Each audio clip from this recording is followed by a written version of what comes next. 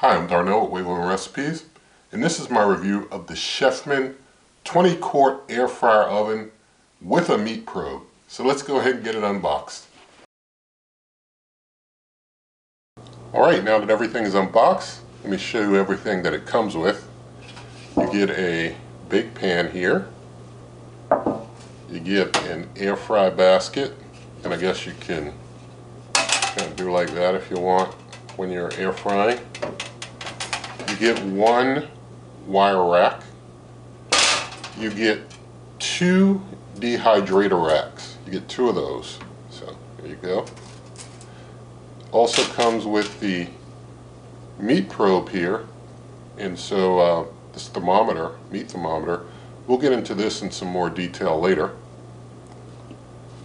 And you have the paperwork here. So there's a quick start guide as well as the user manual. I don't see any recipes in the manual, but here on the channel with over 900 videos, plenty of recipe videos here are cross-compatible with cookers like this. So let me show you the power cord, and it's a 3-foot power cord, and it's a 3-prong power cord, so it's got a dedicated ground wire, which is really cool. And it's an 1800 watt cooker, so lots of power to do lots of cooking. And because it has 1800 watts, you don't want to have anything else on the same circuit when this cooker is running, or you'll probably blow circuit in that area of your house. So keep that in mind. Now let me talk about the outside dimensions of the cooker. It's 16.59 inches in length, 15.8 inches in width, and 14.11 inches in height. And they say that you should give the cooker 2 inches of clearance all around. And the weight of the cooker is 17.6 pounds. It has a 20-quart capacity, and it can hold up to like a 12-inch pizza as far as things of that size. The cooker has 9 cooking functions as well as thermometer options, which we'll go into later. It has a dedicated sound button. I do like that. A dedicated button to mute things. That's pretty cool. The temperature ranges are 95 degrees Fahrenheit to 450 degrees Fahrenheit. Of course, that depends on function. The time ranges are 1 minute to 72 hours. Of course, that depends on function, and of course dehydrate is the one that has the longest time in case you need to dehydrate something for a very long time. So now let me show you around the cooker. You can see over here on the side there's basically some air vents there on the side, some as well on that side. Showing you around the back. There's just an exhaust in the back. Underneath you got the feet there. So let's look around the cooker. So now let me give you a close-up view of the cooker. Here we have, of course, the touchscreen display. We'll get into that later. And the meat thermometer, the meat probe jack will be right there. And so down here you have a crumb tray down bottom. So that's your slide out crumb tray right there. And make sure that's in good. Opening up, let's go inside. Inside, you have down bottom, you have 1, 2 heating elements. You have 1, 2 rack levels. So you have 2 rack levels. Let's see, over here in the right corner, you have a ambient probe over there. Also far back in the back, looks like a light back there. Over here on the other side, there's nothing. Back, there's nothing. Let's look up top.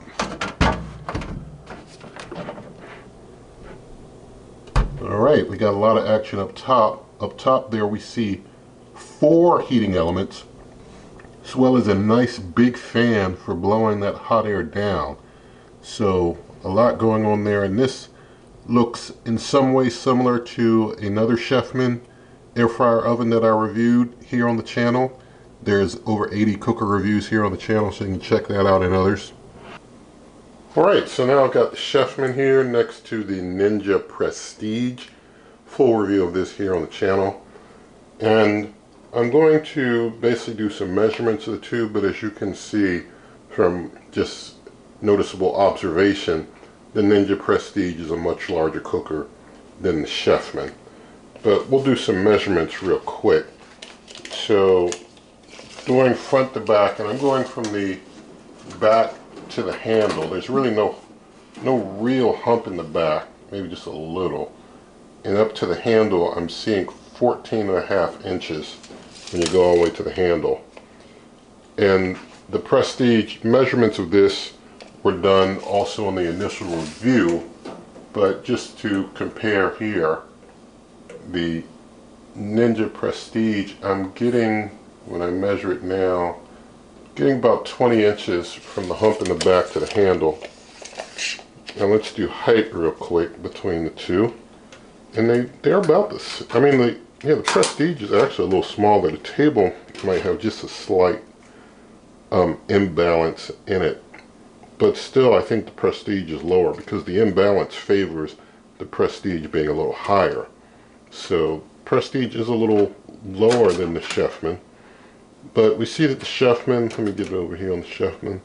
Yeah, it's just under 14 inches, and so is the Prestige. If I go this way, across the bottom, I'm seeing about 15.5, whereas the Prestige was, let's see, about 17 there. And let's open up here. And opening up inside, front to back inside,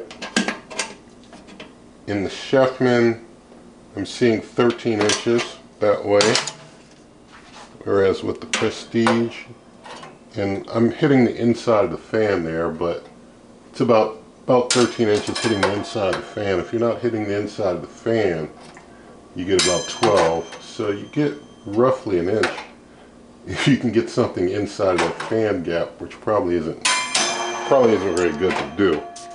But let's do a side to side here on the inside of the Chefman. Yeah, inside we get 12 inches, maybe just a tad more, but I think with the grooves for the rack, you're not going to get anything more than really 12 inches. I think moving it a little bit for the groove, you'll be able to get stuff that's 12 inches, but no more in there.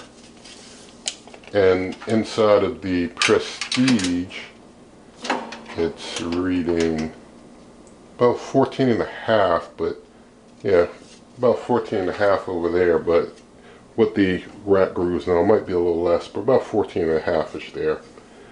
And when you do the height, because you see that even though the Ninja is a little lower in height overall, the Chefman has all this display going on up top, which raises its height, while the Ninja has the displays on the handle. So the Ninja, you know, is taller as far as what it can hold inside. But the Chefman inside is about, I guess, like top to bottom inside. We're looking at under 7 inches, about a little over 6.5 inches. Whereas with the Ninja, you've got like about a little over 10 inches going on there with the Ninja. Alright, now something I wanted to show you here. This is the meat probe, the temperature thermometer here for meat. And it can attach to the side of the cooker. It's magnetic, and so it attaches to the side. It does feel plasticky to me outside of the magnetic stripes. So personally, I'm not comfortable leaving it sitting on the side of mine when I'm actually using the unit. But it will, I guess, if you know you want to set it there for storage, it can attach to the side there. Now I'm going to do an initial plug-in of the cooker. So let me see if I can find the power cord here and just get that plugged on in. And I think the light is kind of drowning things out a bit, so I'm going to turn that off. Okay, so hoping that you can see things more clearly now. And basically I want to go over all the different functions and buttons and things that we have here. So the first function that we have is the air fry. So you see it's lit up in blue. So touching it really doesn't cause it to respond, but whatever function you touch lights up in blue. So we'll stick with the air fry and I'll tell you about that. Air fry has a temperature range between 200 degrees Fahrenheit to 450 degrees Fahrenheit, and time ranges between 1 minute and 1 hour. And it does a flip automatically halfway through. Next, I'll go over the bake function. The bake function can go between 200 degrees Fahrenheit and 450 degrees Fahrenheit, but it can do it for 1 minute to 4 hours. There's no mention of a flip coming on during that. Next is the air bake. That's kind of like a convection bake. And with that you get 200 degrees Fahrenheit to 450 degrees Fahrenheit for between 1 minute and 4 hours. So if you needed something like a longer air fry, you'd probably want to use air bake if you had to go over an hour. And air bake does do a flip halfway through. The flip indicator will come on to flip. Next is the air roast function. And with air roast, you can do between 350 degrees Fahrenheit to 450 degrees Fahrenheit for between 1 minute to 4 hours. It does have the flip indicator come on halfway through. Next is air broil. And with air broil, you get two options on temperature of high or low. Now, for air broil, low is 400 degrees Fahrenheit, high is 450 degrees Fahrenheit. The cooking times for air broil are between 1 to up to 20 minutes, and it does do a flip halfway through. You see if I hold the button, it goes faster to the destination. The next option here is reheat, and with the reheat option you get between 250 degrees Fahrenheit to 450 degrees Fahrenheit for between 1 minute to 2 hours. Reheat does do a flip halfway through according to the manual. Next is the toast option. Toast is fixed at 450 degrees Fahrenheit, and you have the shade icons here to do between shades 1 to 5. So depending on what shade you select, it will go at 450, but the time will vary. Next is the bagel function. Basically the same thing, 450 degrees Fahrenheit between shades 1 to 5. Last option is dehydrate, and with dehydrate you can do between 95 degrees Fahrenheit up to 165 degrees Fahrenheit for between 30 minutes to 72 hours. And dehydrate does, according to my notes from the manual, does a flip halfway through. There's no mention that I found in the manual of how to prevent the flip indicator. The manual does mention if the unit is not powered off manually, and I don't see a power button to manually power it off anyway. But basically it says that the unit will automatically go into a sleep mode after 20 minutes of no activity, and I guess you could like press the start stop button or open the door or something to get it to awaken if it goes into sleep mode, but there is no dedicated button to power off other than physically pulling the plug. Alright, now I'm going to show you how to use the temperature probe, meat probe here, so see if I can get that out of the holder that it's kind of locked into. Alright, got it to snap out. It's kind of locked in there kind of tight. But here we have the meat probe, and you basically stick in the probe here. So let's say I'm on air broil, for example, or air roast. Let's use air roast. And I stick the probe in there. Once I stick the probe in, we see that everything kind of lights up for the probe situation. And you're not cooking by time, you're cooking by temperature, so you don't need time. You get your temperature options down here.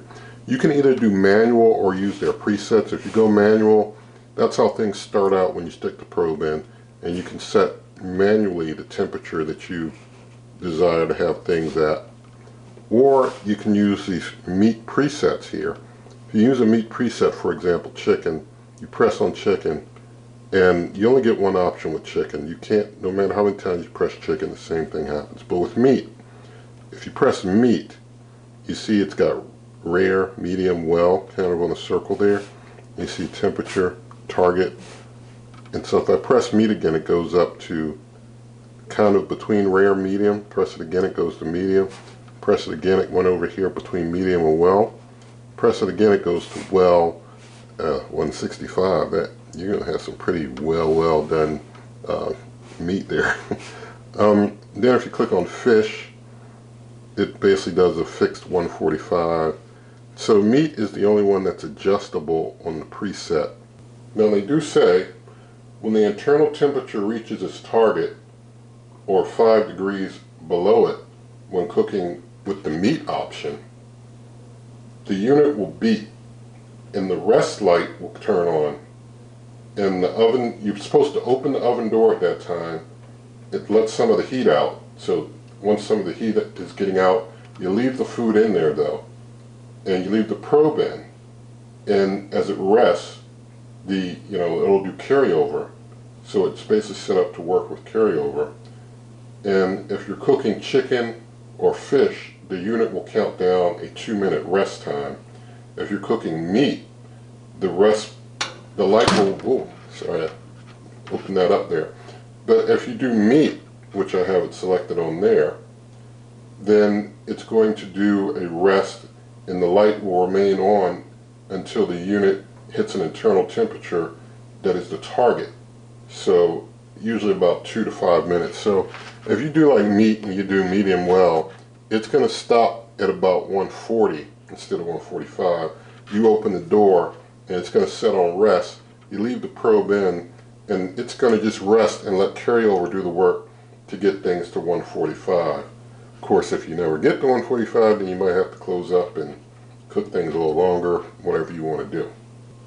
I do want to mention from my read of the manual, I didn't see any means to change the temperature between Fahrenheit and Celsius, so all I know is that it does Fahrenheit. And I'm going to cover some other buttons here because you've got, of course, your temperature and your time. You've got the start, stop, and when you do like a stop, it's supposed to cancel the cook, I believe, but we'll test that later. There's the light button, turn the light on and off. There's the sound button to turn sound off or back on. And then there's, of course, the probe that we've discussed.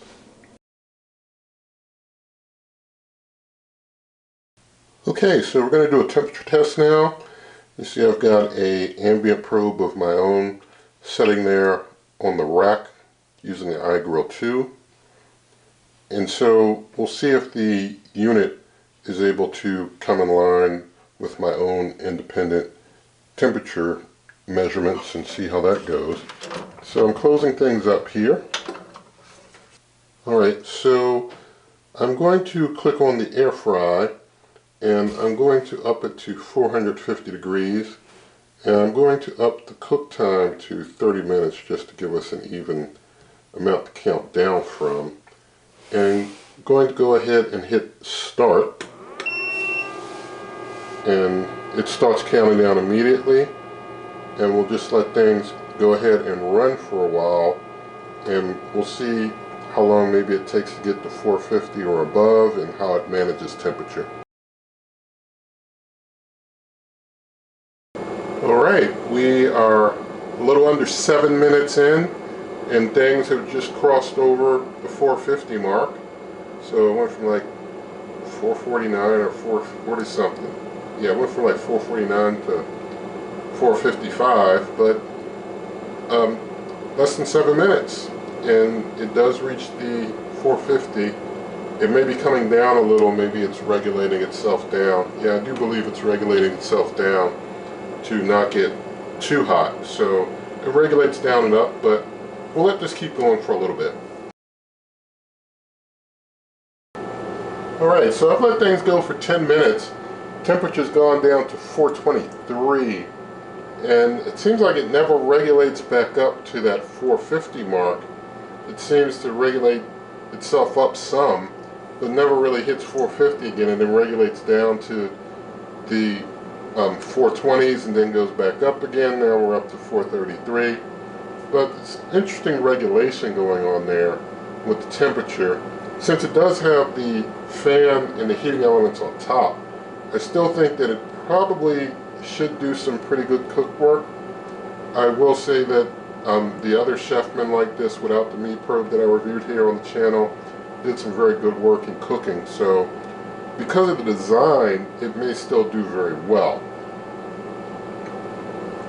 I'm going to move on with some things though. I'm going to try and do a sound decibel check here for you so that we can see how things do as far as the audio.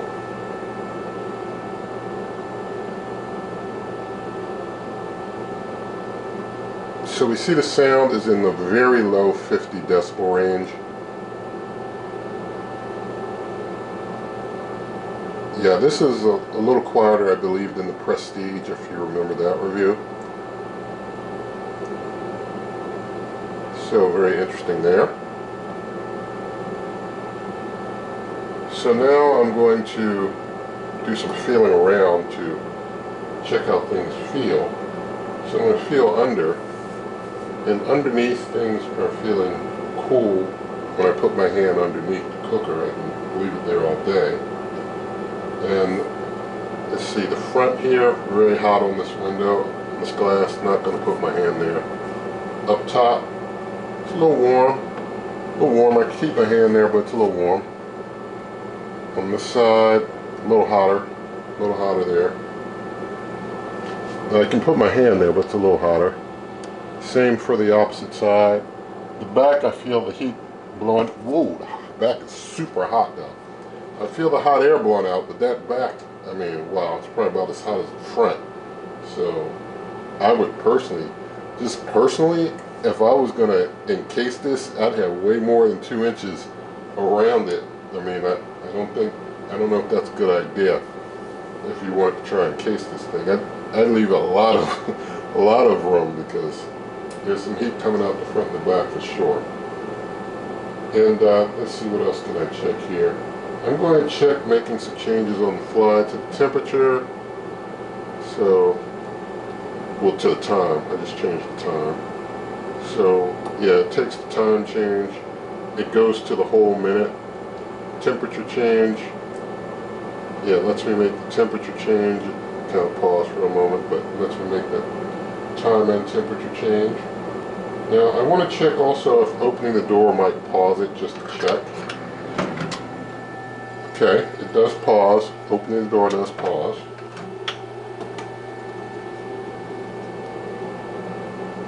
Alright, now I'm going to check hitting stop once. Alright, that totally canceled the cook. Totally killed it.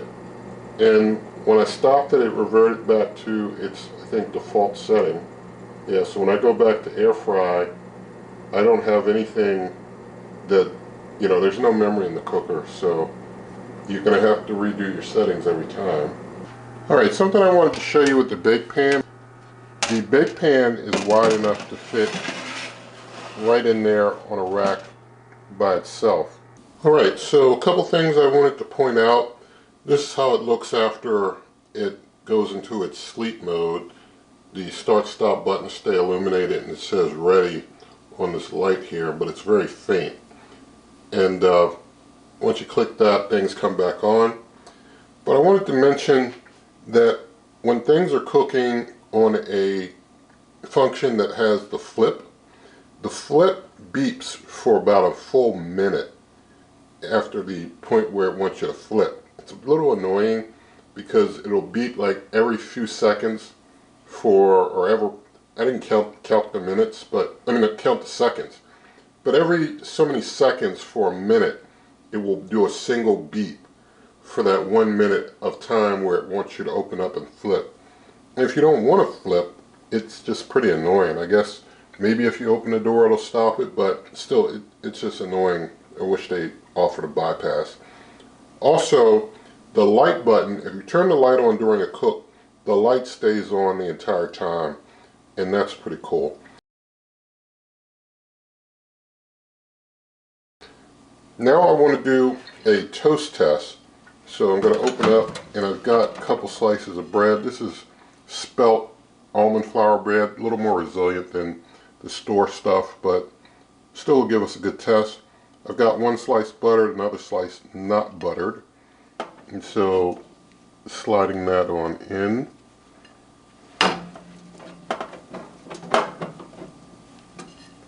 And closing up.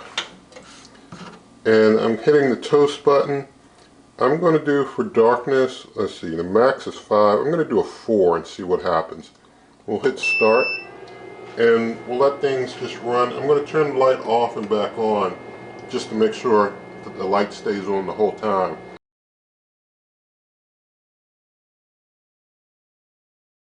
Alright, the time is up.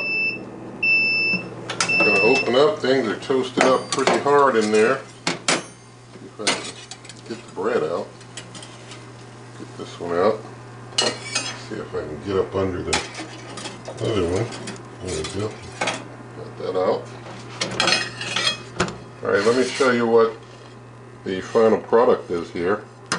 So, the one with no butter, it on the back, got a little more toasting on the back than on the front. Well, kind of equal.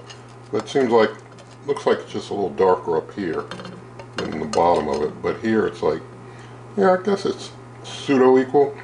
The one with the butter, see that side, so pretty fairly, I'd say fairly even cooking.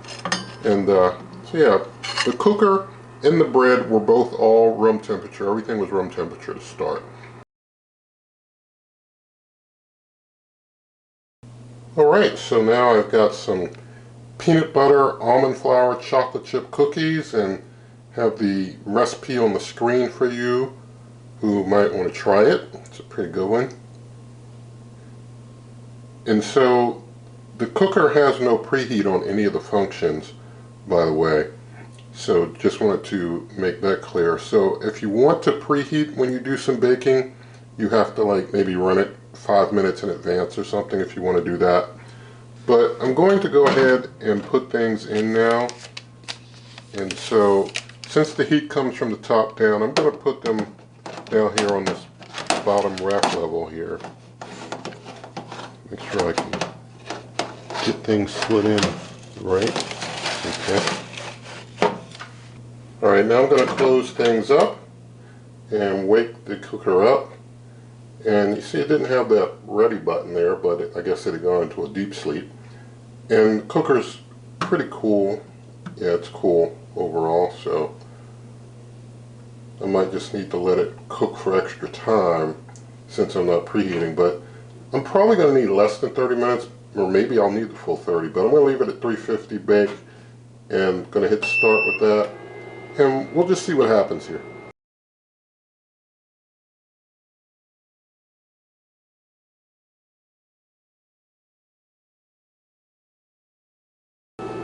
Alright, it's been 16 minutes.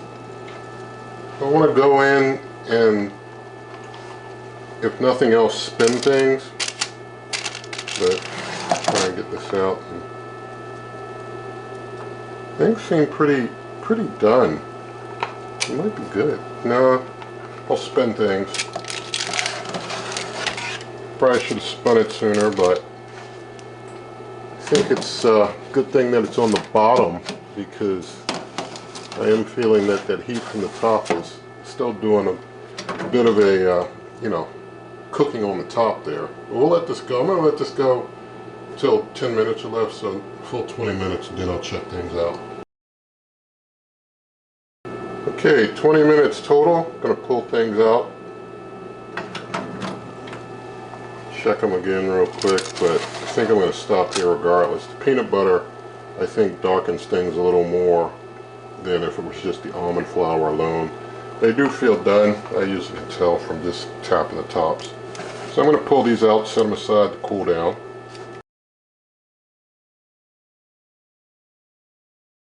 Alright, now I'm going to do an air roast test. I've got a frozen salmon fillet here. Got a little extra light olive oil, some lemon pepper seasoning, some organic no salt seasoning on it. And going to put it on the higher rack level here. And I'm going to close on up. And I'm going to game the meat probe a little bit. So I'm going to put it on air roast first. I'm going to set the temp to 375. Get down to 375. And get the probe in here. Now that the probe's in, not going to put it in yet because it's frozen, of course. But I'm going to go ahead and hit the fish, which is a solid 145. And going to hit start. Let the cook commence. Let it go for about 10 minutes and then I'll see if I can get the meat probe in.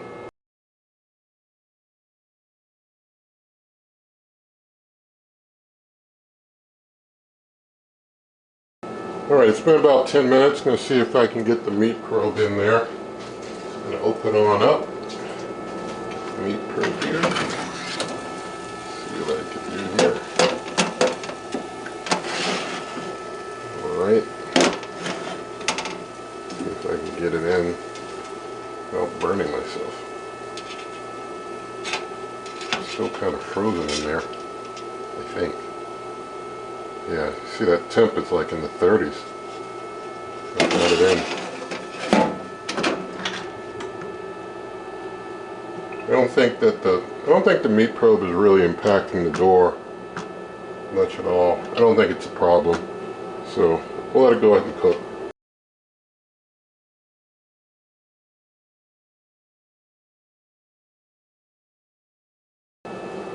Alright, it's showing a rest now.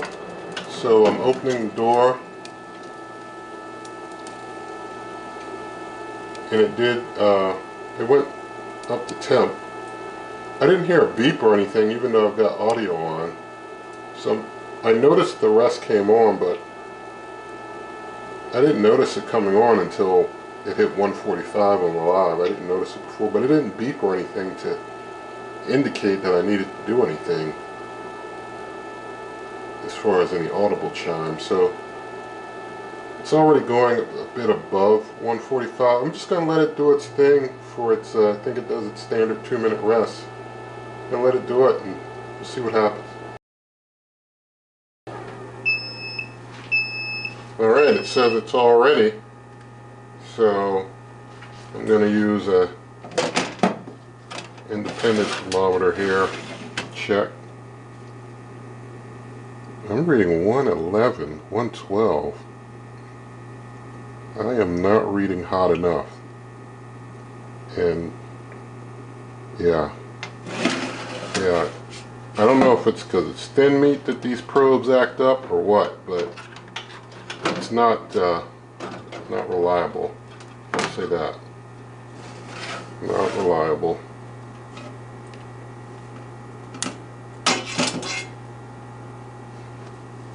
I'm going to close up and leave it 375.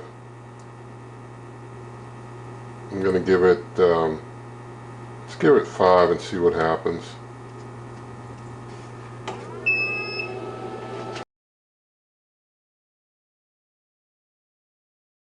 Alright, after adding another 5 minutes, I'm going to see what we have now. No smoke was coming out until I opened the door. We're at 140. Now we're at that carryover phase. I'm going to let it set like that for 2 minutes and see what happens. So we'll see. Alright, it's been about a couple minutes roughly. So I'm going to check again. Yeah, now that's a proper carryover to heat things up a little bit in there. So I'm just going to get that out, set it aside for a little bit, let this meat reabsorb some juices. But that's our finished salmon fillet here. And I'll just talk about cleaning the cooker real quick. Basically with cleaning, it's best to hand wash everything. I would say, in my opinion, it's best to hand wash everything.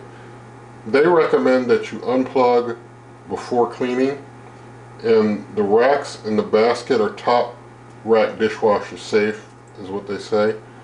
The crumb tray is not dishwasher safe, and the bake pan is not dishwasher safe.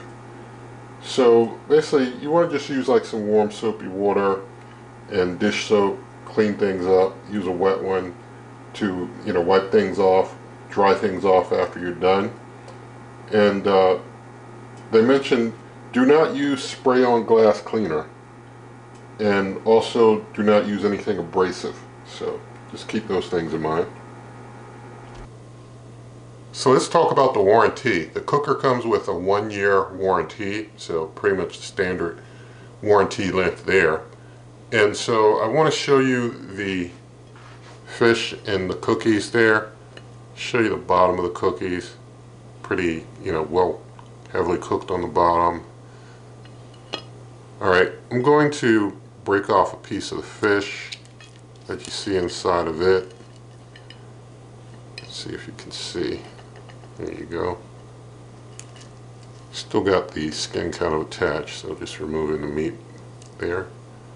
And thank God for this. Do a quick taste.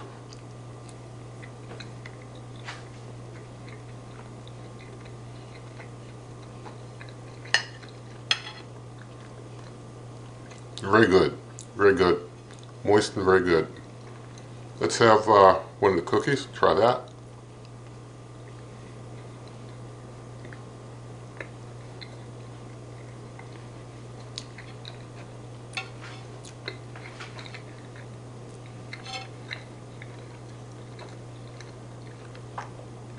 Could use some water, but also good. So basically nothing in this video is sponsored, nothing given to me, no deals, any of that stuff. Buy it all myself. And like to stay independent, by the way. But you can always check out my blog, superwaveovenrecipes.com. Again, that's superwaveovenrecipes.com. Also in the video description, lots of ways to help the channel, such as my cookbook, merch, membership, donations. Link to the Amazon shop where you pay the same price but help the channel. And so, with all of that said, if you did like the video, please give it a thumbs up, share the video with a friend, leave your comments, subscribe, hit that notification icon, and good eating.